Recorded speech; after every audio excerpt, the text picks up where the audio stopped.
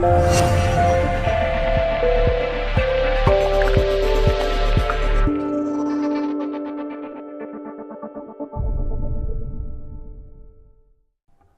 전에 대서가 지났죠. 대서라고 하는 그런 절기는 제일 더운 그런 절기라고 그래요. 대서를 지나서 아마 지금이 1년 중에 제일 더운 때가 아닌가 그렇게 생각이 됩니다. 이번 주 그다음에 다음 주 아마 제일 더울 거예요. 여러분 어떻게 지내시는지 걱정 많이 되고, 특별히 저는 이제 세탁소에서 일하시는 분들을 생각하면 가슴이 답답. 그런데 저는 그런 생각을 해요. 세탁소에서 일하실 때는 뭐 내가 돈 안 들이고 사우나 한다 그렇게 생각합니다. 그래서 몸에 땀을 빼는 게 제일 좋답니다. 건강에. 그럼 그만큼 좋은 게 없대요. 몸에 땀을 쫙 다 빼고, 또 그것도 매일 그 땀을 빼면은 건강에 제일 좋다는 거죠. 그러니까 아마 그렇게 생각하시고 일을 하시면 좋겠다 그렇게 생각을 해봅니다. 오늘 성숙한 신앙의 사람이라는 말씀의 제목을 가지고 여러분과 은혜를 나눌까 해요. 우리 성숙한 그런 신앙의 사람이 되어야 되는데, 이왕 예수를 믿었으면 조금 더 깊이 있는 그런 신앙을 가진 사람이 되어야 되지 않겠나. 예수 믿는 것이 본질적인 그런 신앙이 되어야 되는데, 그냥 겉으로 예수 믿고 마치 목걸이같이 차고 다니는 그런 신앙이 돼서는 안 돼요. 십자가가 내 심령의 흔적으로 새겨져야 되는데, 목걸이같이 차고 다니는 그런 신앙이 돼서는 안 되는데, 아직도 많은 사람들이 목걸이같이 그저 겉모습만 크리스찬으로 살아가는 그런 우리가 아닌가. 우리가 한번 깊이 생각해 봐야 되겠다 하는 거죠. 이 고린도 교회가 사도 바울이 참 목회하기 어려운 그런 교회였을 거예요. 고린도에 가서 선교하면서 고린도 그 교인들, 우리가 알지만은 그 코린트라고 하는 이 지역은 고대 그리스 문화 중에서도 아주 세상적인 그런 문화가 발달한 곳입니다. 세상의 온갖 그런 사신 우상들, 그 집합소라고 할 수 있는 그런 곳에서 사도 바울이 하나님의 말씀을 가지고 이 사람들을 그리스도인으로 만들고자 하는 그 사역, 얼마나 어려웠을 것인가. 용서하세요, 세상 말로 맨 땅에 헤딩하듯이 그렇게 사도 바울이 아마 이 고린도 교회 교인들을 예수님 앞으로 인도하려고 하지 않았나. 그런데 아무리 말씀으로 권면하고 가르치려고 해도 말씀을 받아들일 수가 없는 그런 사람. 그러니까 사도 바울이 오늘 그 말씀을 이렇게 비유로 해서 너희를 밥으로 먹여야 되는데 그냥 젖이나 먹는 그런 어린아이와 같은 그런 신앙을 가지고 있어서 참 내 마음이 답답하다 하는 그런 말씀을 한 거거든. 미숙한 신앙 인격을 가진 교인들을 향해서 성숙한 신앙인이 될 것을 사도 바울이 권면해 주는 거죠. 성숙했다는 것은 그만큼 덕을 세우는 자가 됐다. 덕을 세운다. 그럼 여러분 어떻게 생각하십니까? 덕을 세운다고 하는 것은 물론 내 마음에 기쁨이 있고 행복이 있는 것이지만은 남에게 우리가 기쁨을 주고 남에게 유익을 주고 남이 나로 인해서 마음에 화평을 얻는 그것이 바로 덕을 세우는 거예요. 우리가 그런 크리스찬이 돼 남에게 부담을 주고 남에게 마음에 뭔가 그 평안이 없는 그런 마음을 심어주는 그런 크리스찬이 돼서는 안 된다. 대화를 하거나 우리가 이렇게 같이 만날 때 이 사람 만나지 않았으면 좋겠다 하는 생각을 할 정도로 불편을 끼치는 그런 사람들, 이건 덕을 세우지 못한다. 그래서 저분을 좀 만났으면 좋겠다, 저분하고 이야기를 좀 해봤으면 좋겠다, 그리고 마음속에 그분을 생각하면 기쁘고 또 용기가 나고 그런 사람이 돼야 된다 하는 거예요. 여러분들이 목사를 생각하면 우리 목사님은 이런 분이다 해서 마음에 그런 느낌이 좀 있는 목사도 저도 돼야 될 텐데, 목사님은 부담스럽다, 목사님 무섭다, 괜히 목사님한테 얘기했다 핀잔 들으면 어떡하나, 그런 목사가 돼서는 안 되지 않는가, 저도 그런 생각을 많이 해요. 또 때로는 우리가 남의 일에 지나치게 간섭하려고 하는 그런 사람 만날 때가 있어요. 그렇죠? 뭐하러 남의 일에 그렇게 관심이 많아요? 그거 알아서 뭐하게? 그런데 그거 알아가지고 자기랑 비교하려고 하는 그런 비교의식이 많은 사람들이 많아요. 또 자기 주장이 강하다 못해서 남에게 피해를 주는 그런 일들로 인해서 상처받는 사람들이 참 많아요. 미숙한 신앙을 가진 사람은 끊임없이 비판, 끊임없이 불평하고 정죄합니다. 그런데 정작 자기 자신은 어떠한 일에도 책임을 지지 않으려 하고, 내가 조금이라도 손해본다고 생각하면, 또 세상적인 유익이 없다고 생각되면 그냥 자기가 있던 어떤 공동체에서도 미련 없이 그냥 떠나는 그런 사람들 많습니다. 그래서 우리가 성숙한 신앙을 갖는 그런 사람이 돼야 될 텐데, 이 성숙한 신앙을 갖기 위해서 우리가 노력을 할 수 있어야 돼요. 성숙한 신앙을 갖는 사람은 하나님께서 함께 하심을 분명히 믿고 가기 때문에 두려워하지 않아요. 어떠한 인생에 내가 지금 있다 하더라도 불평하지 않아요. 주인의식을 가지고 있기 때문에. 주인의식을 가진 자는 불평하지 않아요. 성숙한 신앙 인격을 가진 자가 되었다는 것은 주인의식을 가지고 산다 하는 거예요. 제가 군대를 이제 다녀와서 이제 복학을 해서 대학교 4학년 때가 봐요. 4학년 때가 됐고, 여동생은 여기 왔었죠. 제 동생, 양운주건사 제주 영락교에 있는 제 여동생이 그때 대학을 졸업하고 결혼시켰어요. 빨리 집에서. 아주 저는 우리 부모님들이 왜 그렇게 빨리 결혼시켰나, 그것에 대해서 아주 내가 반대를 많이 했어요. 그런데 결혼을 했어요. 그리고 저하고 지금 신한은행에 있는 제 동생, 지금 경기 지역 본부장 하고 있는데, 그 동생이 이제 대학교를 다니는 그 동생이죠. 그런데 우리가 서울의 그 잠실에 우리가 살고 있었는데, 아버지가 그를 다 처분해가지고, 아파트를 처분해가지고 서울에 그 당시에 신정동이라는 곳으로 가서 목회를 하시겠다고 그러시는 거예요. 근데 얼마나 내가 반대를 했는지 몰라요. 아니, 왜 집을 팝니까?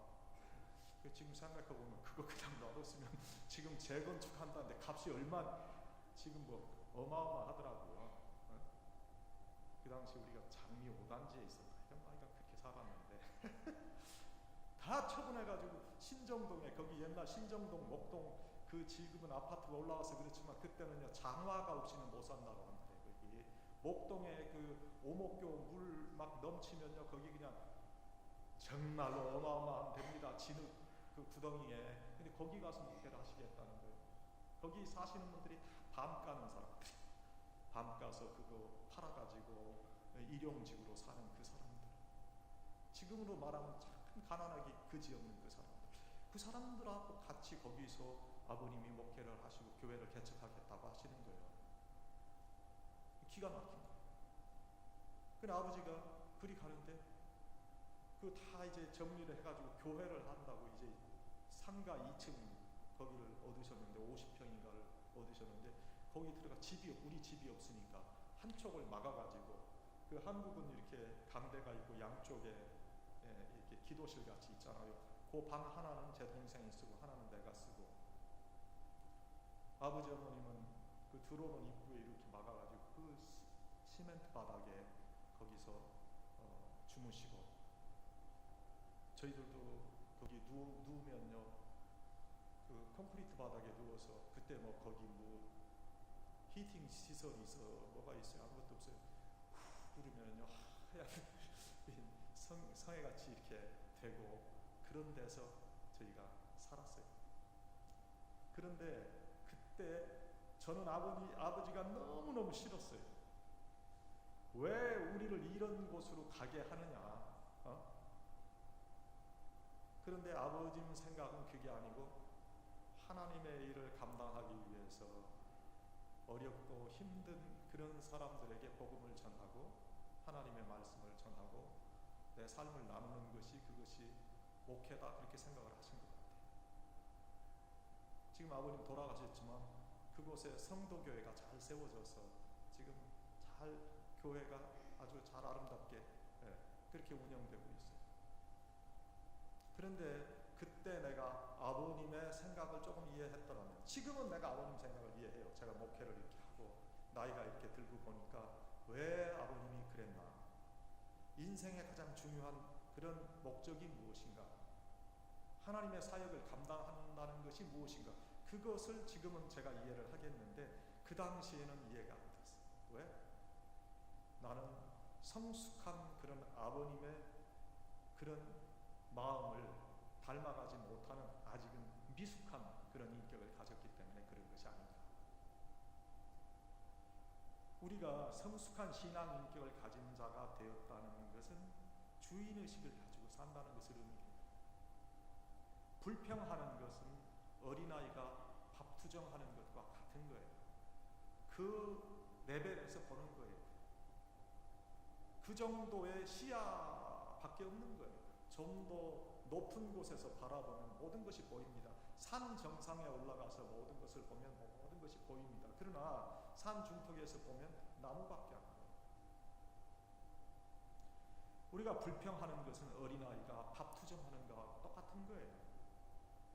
여기 어머니들이 많이 계시고 또 아내들이 있는데 밥을 짓고 만드는 그런 어머니나 아내들이 밥을 만들어 놓고 자기가 만든 밥에 대해서 아이고 밥이 왜 이렇게 치냐, 뭐 국 맛이 왜 이렇게 짜냐, 그렇게 대부분 그렇게 말 안 하죠. 그렇게 투정하는 거 여러분 봤습니까? 투정은 남편들이 또 그 밥을 먹는 자녀들이 하는 거죠. 밥을 짓는 사람은 밥이 맛있게 되기를 또 그 밥을 맛있게 먹어주기를 그 바라는 그런 마음, 그 마음뿐이에요. 마찬가지예요. 주인의식을 가지고 일하는 사람은 불평하지 않아요. 어떤 일이든지 무사히 끝나기를, 성공하기를 기도하는 거예요. 자, 교회도요. 오늘 좀 에어컨이 그래도 시원하게 나오는 거예요. 참 감사하죠. 지금 에어컨이 안 나온다고 한번 생각을 해보세요. 지난 금요일에 에어컨 수리하시는 우리 정 사장님이 오셔서 잘 수리를 해주시고 지금 우리가 예배를 잘 드리는데 이게 안 오면 교회에서 뭐 하는 거예요? 이 에어컨도 지금 안 틀어놓고 말이야. 뭐 이렇게 덥게 만들고 말이야. 뭐 그러냐고 그럴 수도 있어. 그런데 사실은 이걸 어떻게 체크업을 기술자가 아닌 이상에는 체크업이 안 되는 거예요, 사실은. 갑자기 무슨 뭐 유닛이 고장났다고 하더라고요. 그래서 그걸 교체를 했대. 저희 친교실에도 지난번에 에어컨이 안 들어와서 그것도 우리가 뭐 문제가 있어가지고 고쳤죠. 그걸 어떻게 목사가 돌아다니면서 그걸 어떻게 다 체크업을 하갔어요. 무슨 문제가 있겠는가? 무슨 문제가 있었나? 그것을 좀 생각해보고 헤아려보고 그런 어떤 마음을 가져야 되는데 무조건 불평하는 거예요. 왜 교회가 이러느냐 말이에요. 교회가 뭘 해주느냐 말이에요. 교회가 아이들한테 뭘 해주느냐. 그러니까 이런 식으로만 자꾸 얘기를 하면 그건 사실은 성숙한 신앙을 가진 사람은 아니죠. 미숙한 사람의 모습은 마치 5살짜리 어린아이의 그런 모습과 같은 그런 입장에서 모든 것을 보는 거지요. 제가 금요일에 저희 둘째 딸 제니퍼 결혼해서 지금 노스캐롤라이나 윈스턴 셀렘에 거기 살아요. 그래서 거기를 가봤어요. 거기를 이제 소파, 집에서 쓰던 소파 가지고 갖다 주고 이제 오는데 저희 집사람하고 이제 얘기를 했죠. 아이고 저 조그만하던 것이 벌써 저렇게 커서 이제 30이 다 돼서 벌써 이렇게 살림을 차리고 결혼을 하고 그런다. 그렇게 우리가 얘기를 하면서 옛날 얘기를 했어요. 뭐 지금도 여유가 있는 건 아니지만 옛날 정말 저희가 여유가 없이 그렇게 살 때인데, 그러니까 돈이 없다고 매번 이제 뭘 사달라고 해도 못 사주고, 뭐 식당에도 못 데려가고, 뭐 자기 필요한 것도 못 사주고 하니까 왜 이렇게 돈이 없다. 근데 어머니 생일날 우리 제니퍼가 자기가 돈 없다 그러니까 엄마 내가 돈 많이 줄게 그러면서 그 센트, 페니 그 다음에 니클, 다임 그런 거 모아놓은 거 요만한 거기다 하나 가득 어린애가 그걸 어디서 모았는지 모아가지고 엄마 생일 선물이라고 줘. 돈 내가 많이 줬으니까 엄마 돈 많이 있으니까 그거 가지고 많이 쓰라. 어린아이의 생각이죠. 5살 먹은 어린아이의 생각. 그 얘기를 했어요. 이런 저희가 지금 생각하면 참 웃음이 나오는 그런 이야기지만 그 입장에서는 굉장히 심각한, 그렇죠? 그래서 우리들이 좀 성숙한 그런 신앙의 모습을 가져야 되지 않겠는가? 약한 것하고 미숙한 것은 같은 게 아니지요. 문제는 언제까지 미숙한 그런 어린아이와 같은 신앙, 그걸 가지고 살아가느냐 하는 거예요. 모든 생명은 자라야 해요.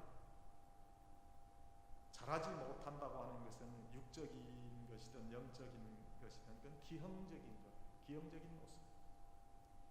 언제나 우유와 젖을 먹고 살 수 없는 거 아니에요? 나이가 20살이 됐는데 젖병을 빨고 있다고 생각해 보세요. 기가 막힙니다. 사도 바울은 고린도 교회를 향해서 그들이 자라가야 함을 말하고 있습니다. 그들을 대하는 데 있어 밥으로 대하지 못하고 저주로 대하고 있다고 말함으로써 그들이 영적으로 자라지 못하고 어린아이와 같은 그런 영적 수준에 머무르고 있음을 지금 지적해 주고 있습니다. 그들이 성장해서 마땅히 밥을 먹고 그리고 성숙한 사람의 모습을 보여야 되지만 그들의 수준이 밥을 먹는 수준이 되지 못함을 안타깝게 지금 여기고 있는 거죠. 자라나지 못하는 것, 그 본인에게도 불행한 일입니다. 그러나 그것을 지켜보고 있는 그 부모의 입장에서는 참 안타깝고 불행한 일이 아닐 수 없어요. 햇빛을 보지 못하고 늘 그늘에서 자라가는 나무는 눈에 보이지는 않아도 생명을 공급받지 못해 결국은 죽고 마는 거죠. 자라가지 못하면 결국 죽음에 이르게 되고 마는 겁니다. 육신뿐만 아니라 내 영적 믿음과 생명도 자라가야 돼요. 얕은 개울가에서만 머무는 것이 아니라 깊은 영적 바다에서 내가 헤엄치기를 주님은 바라고 계신다. 그런 말이죠. 여러분, 성숙한 신앙의 사람이 되려고 애를 써보세요. 지금 여러분의 영적인 수준을 한번 생각해 보세요. 내가 어느 정도의 영적인 그런 수준에 있는가? 여러분 생각하기엔 내가 예수 잘 믿는 것 같지만 그러나 객관적으로 여러분의 모습을 볼 수 있는 그런 사람이 돼야 돼요. 항상 자신들의 입장에서 생각해요. 내가 그래도 이 정도면 신앙생활 잘하고 있다고 생각하는데 여러분 정말 여러분 잘하고 있는 것인지, 정말 하나님께서 나중에 우리를 만나실 때 착하고 충성된 종아 그런 말씀을 들을 수 있는 것인지. 첫째, 성숙한 신앙의 사람들은요 하나님의 마음을 헤아릴 수 있는 사람. 지금 내 입장에서 생각하는 것이 아니라 하나님의 입장에서 생각하는 거예요. 여러분 내가 휴가 가지 말라는 얘기는 그런데 휴가 가기 위해서 교회를 빠진다. 이제 휴가를 가려 하니까 세상적으로도 일을 빼야 되겠지. 그럼 나중에 일을 하려면 교회 나오는 시간까지 이제 다시 교회 나오지 않고 또 일도 해야 되고, 여러 가지 그 교회 나오는 일에 지장이 많아. 이제 그거는 그런 것도 좀 생각해 볼 수 있는 사람이 되면 좋겠다, 그런 생각을 해요.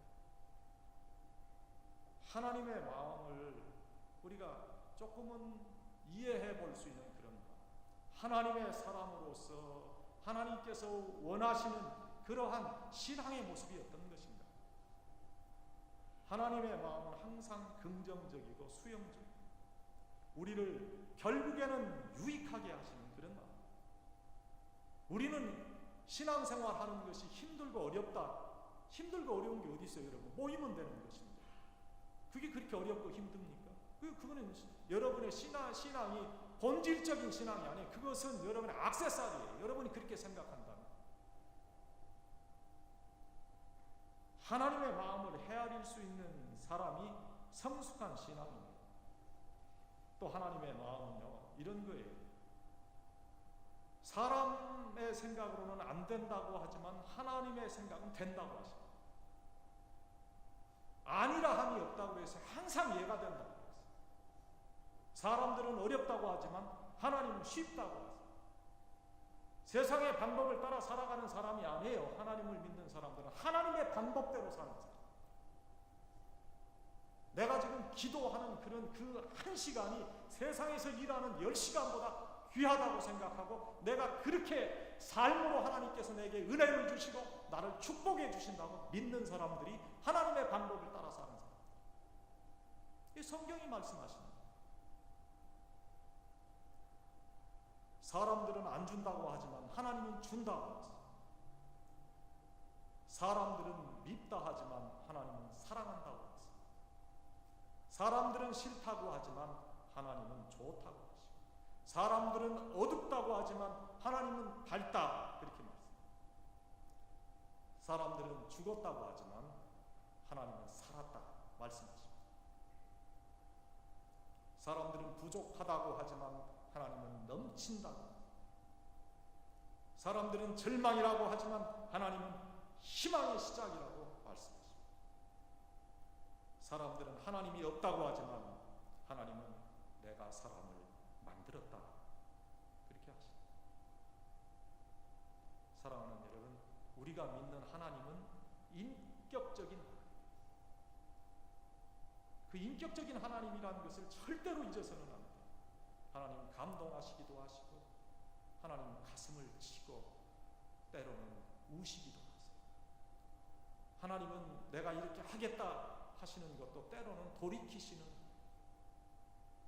그 하나님의 인격성을 절대로 잊지 마세요. 하나님 앞에 정직해야 성숙한 신앙이 될 수 있어요. 사람들 사이에서도 정직해야 함은 기본적으로 지켜야 될 인간 사이의 도리인데, 하나님과의 관계에서 정직하지 못하다면 이미 하나님의 자녀로서의 축복은 잊어버린 것과 같은 거예요. 4명의 대학생들이 기말고사 준비를 열심히 해야 되는데 시험 준비를 안 하고 답답하고 그런데 우리 여행 가자. 여행 가서 재밌게 즐기고 파티하고 오자. 그렇게 서로 마음을 모았어요. 여행 가서 파티로 광란의 밤을 보냈어요. 근데 너무 늦게 차서 차 타고 오는 그런 시간도 못 치고 그래서 기말고사 시험을 못 쳤어요. 그래서 그들이 핑계거리를 꾸며냈어요. 교수님한테 우리가 기말고사 시험을 못 쳤는데 사정이 있어가지고 기말고사를 못 쳤습니다. 우리 사정을 헤아려 주시고 시험을 좀 치게 해주세요. 그렇게 작당했어요. 입을 맞췄어요. 어떻게 입을 맞췄냐? 다녀올 곳이 있어서 함께 우리가 거기를 갔다가 돌아오는 길에 차가 플랫 타이어가 됐습니다. 타이어 빵꾸가 났습니다. 그게 늦었습니다. 우리가 스페어 타이어도 없었고 거기 도움을 줄 만한 사람도 없었습니다. 그래서 우리가 시험을 못 쳤으니까 기말고사 시험 치르고 학점 받게 해 주세요. 그랬대요. 그래서 교수님이 그러냐고, 그럼 시험 다시 너희들 치게 준비하고 시험 보자. 교수님이 시험 문제를 나눠줬어요. 그런데 시험 볼 때 4명의 학생들이 각각 다른 방에 들어가서 시험 치게 했대요. 첫 번째 문제, 100점 만점에 첫 번째 문제는 그게 50점짜리인데 아주 쉬운 문제. 그런데 두 번째 문제, 그것도 50점짜리인데 그 문제가 뭐냐면 자동차 어느 타이어가 빵꾸가 났냐.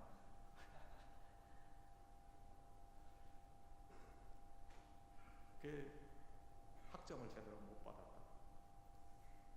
정직하지 못해. 성숙한 사람은 정직하게 살아. 하나님의 마음을 헤아릴 수 있는 그 사람, 먼저 하나님 앞에 정직한 그런 마음을 가지고 살아야 된다. 두 번째, 성숙한 신앙을 갖는 사람은 이웃의 마음도 헤아릴 줄 알아. 남의 사정을 헤아릴 줄 알아야 성숙한 인격을 가진 사람입니다. 저는 요즘에 여러분에게 좀 그렇지만 저 열심히 설교지도 합니다.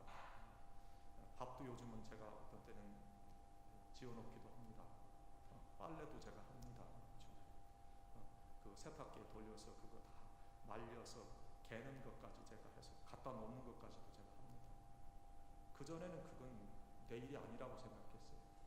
항상 어릴 때는 저희 할머니가 다 해줬고, 좀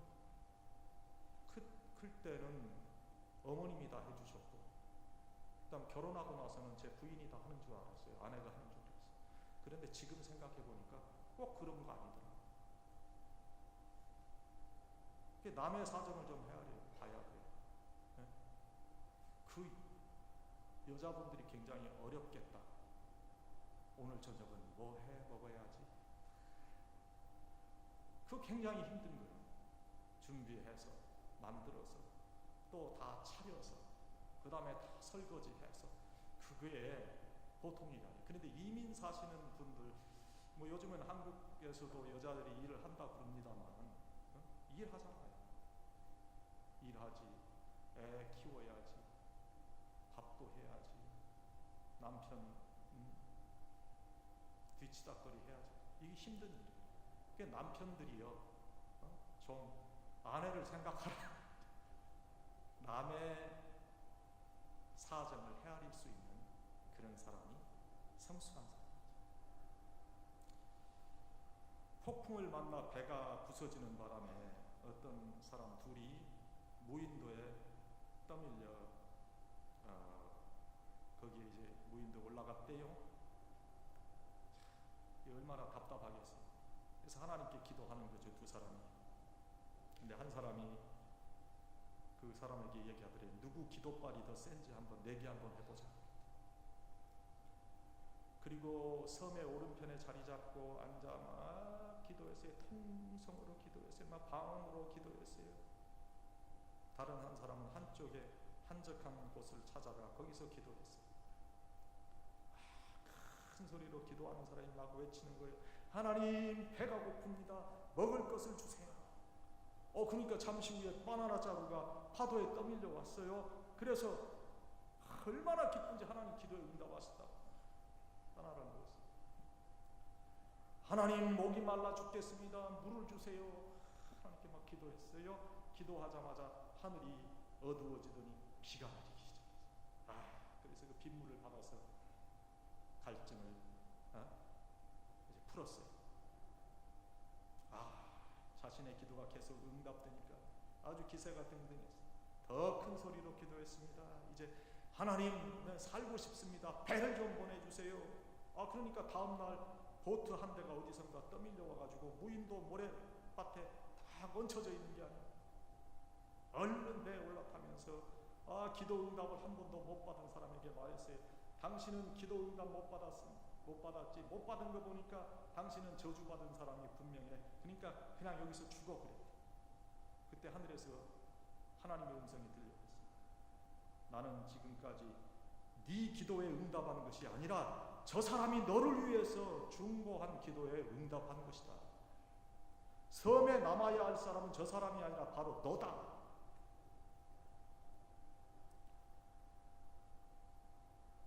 오늘 우리가 남의 사정을 헤아려 볼 줄 아는 그런 크리스찬입니다. 내 생각만 하는 것이 아니라 남의 입장에서 생각해. 그 사람이 성숙한 크리스찬이 되는 거예요. 마지막 세 번째로요. 비교하지 않고 자신을 살필 수 있는 그 사람이 진정한 성숙한 크리스찬. 어린아이들 비교의식이 강하잖아요. 항상 남과 나를 비교.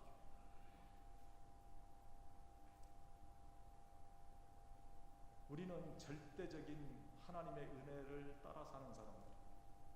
모든 불행은요, 내가 남과 비교함으로 와요. 나보다 저 여자가 더 예쁜가? 더 날씬한가? 더 잘 사는가? 더 많은 것을 가지고 있는가? 어떤 사람은 뭐 배우지 못한 것 가지고 일생을 한을 가지고 있어요. 부모를 원망해요. 어떤 사람은 자기가 지금 못 사는 것이 배우자를 잘못 만나서 그렇다고 배우자를 원망하는 사람들이 많아요. 한평생 그 불평과 불만을 가지고 원망을 가지고 사는 사람들이 얼마나 많은지. 그러나 우리는 이미 그런 것을 초월하는 사람들이에요. 이 땅에서 잘 살고 못 살고 그게 뭐 그렇게 중요합니까? 하나님께서 나를 하나님의 자녀 삼아 주셨고 영생을 이미 살아갈 수 있는 하나님의 백성이 되게 해 주셨고 이 땅의 삶에 있어서 하나님의 은혜로 살면 되는 거 아니에요? 그 뭐 비싼 차를 타고 뭐 그게 그렇게 부럽습니까? 요즘에는 뭐 차들도 잘 나와서 뭐 조그만 차들도 다 에어컨도 잘 나오더라고요. 10,000불짜리를 타면 어떻고 뭐 7만 불, 8만 불 그런 차를 타야 좋습니까? 한 몸 누릴 수 있는 집이 있으면 감사한 거 아닙니까?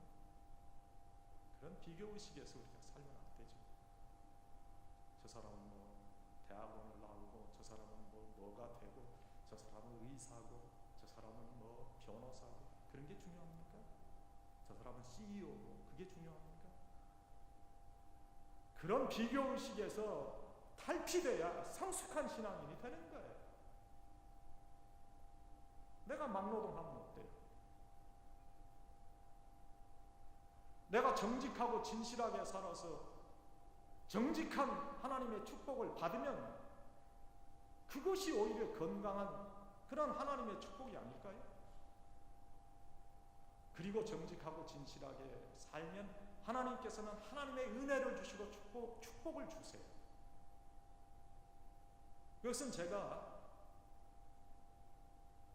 목회, 저도 뭐 전도사 때부터 하면 30년이 넘은 목회지만 그 목회 생활 동안에 제가 체험하는 거예요.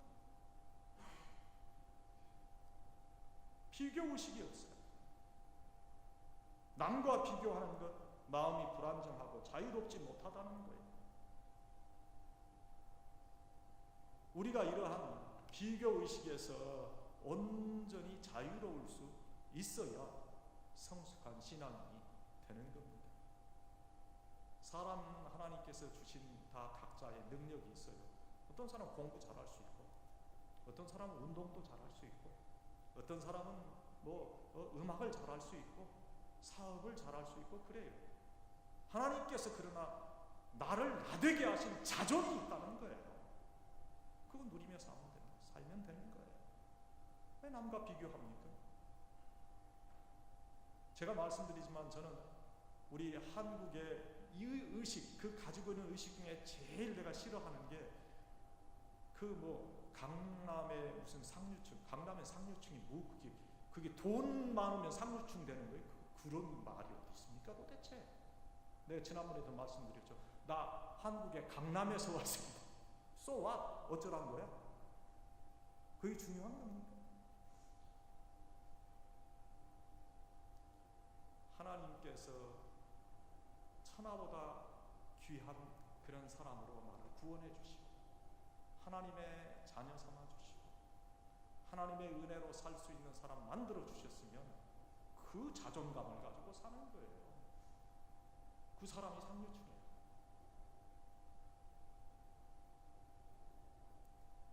그러한 의식에서 자유로운 그런 여러분이 되길 바랍니다. 저는 여러분들이 성숙한 신앙인들이 되길 바랍니다. 하나님의 입장을 먼저 생각하시고 그 다음에 우리의 이웃의 입장을 생각하시고 남과 비교하지 않고 하나님께서 내게 주신 그 내 자신의 분복을 지켜 하나님께 영광을 돌리시는 복된 여러분들이 다 되시기를 주의 이름으로 간절히 축원합니다. 기도하십시오.